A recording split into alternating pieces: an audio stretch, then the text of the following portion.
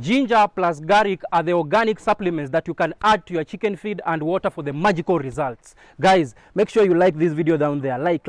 Give us a like down there. In recent years, antibiotics have been used as growth promoters in chicken, and this has resulted to antibiotic resisting diseases. This is whereby the antibiotics is transferred directly into the chicken, and then it can be transferred into the animals, the human beings, whereby when a human consumes the chicken, they can have that antibiotic resisting in their body.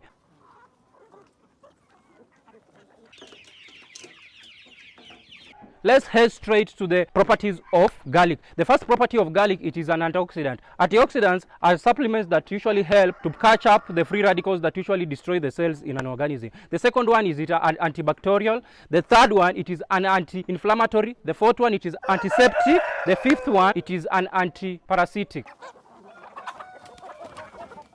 The first property of ginger is that it is an antioxidant, and the second thing is that it has the pharmacological property. Now let's head straight to the benefits of garlic and ginger. The first benefit of garlic and ginger is that it boosts the immunity of the bird. This occurs whereby the bird is able to grow well because it doesn't have those diseases, and this helps in preventing the stunted growth in the bird. The second benefit of the mixture of ginger and garlic is that it protects the body against bacteria because it has those antimicrobial properties.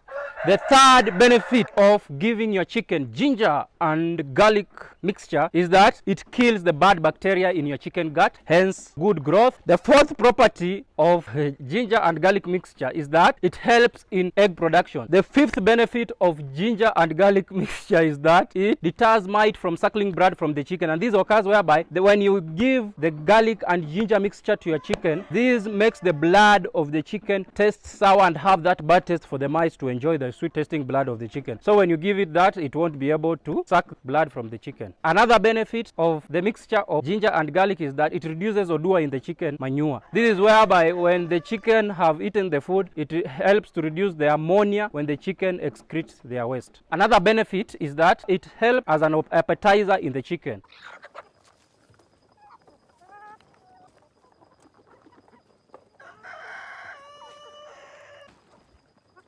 So we'll head straight to the dosage. The dosage is given by 1 clove in 1 liter of water, or 4 cloves in 4 liters of water. The don't put garlic in water for more than 48 hours. It will be ineffective because it has some properties that when it stays too much in the water, it loses those properties. Make sure it only stays 12 hours in the water and then you give it to your chicken. Guys, make sure you like this video, subscribe, and